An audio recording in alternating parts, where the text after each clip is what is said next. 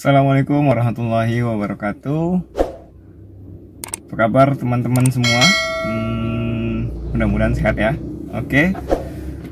Hari ini aku cuma mau share aja cerita. Tiba-tiba aku punya gimana? Tiba-tiba tadi pagi aku itu lagi beres-beres taman. Ya, beres-beres taman. Aku cabutin rumput di rumah, bersihin pekarangan rumah. Jadi di rumahku tuh ada satu pot bunga besar, isinya itu pohon jambu.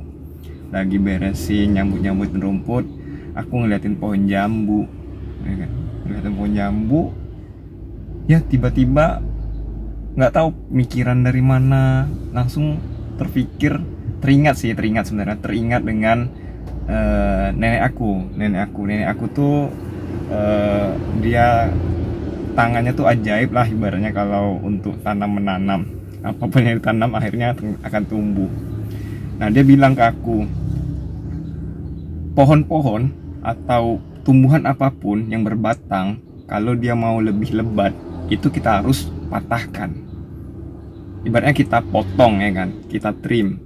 Jadi kalau kita trim itu, maka nanti dia akan tumbuh lebih lebat lagi gitu.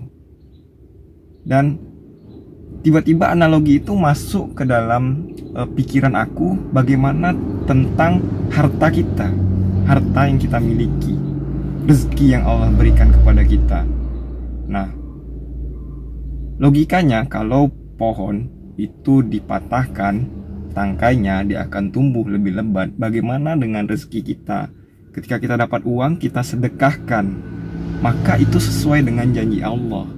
Makin banyak kita memberikan sedekah atau berbagi ke orang lain, maka akan semakin banyak juga yang akan datang ke kita.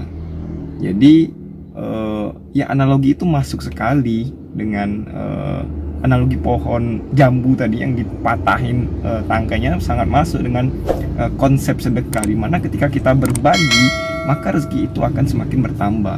Logikanya nggak sama seperti matematika, logika manusia.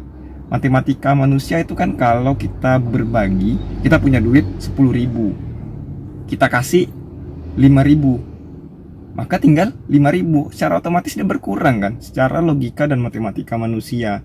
Tetapi kalau kita berpikir menggunakan logika, kalau kita serahkan kepada Allah dengan logikanya Allah tadi, maka yang kita sedekahkan itu insya Allah akan bertambah banyak, sebagaimana yang disampaikan oleh Allah Subhanahu wa Ta'ala dalam surah Al-Baqarah ayat 261 kalau nggak salah.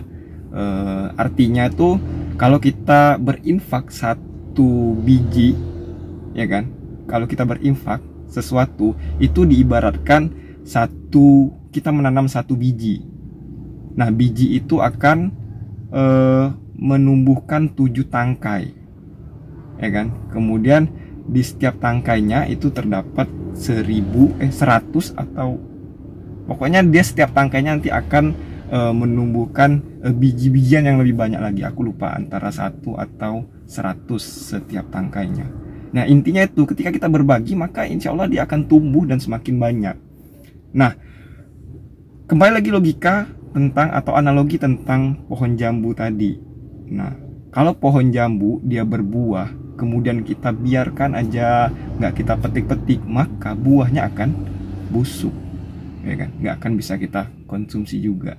Nah, itu juga teranalogikan oleh aku, nggak tahu tiba-tiba teranalogikan aja di kepalaku.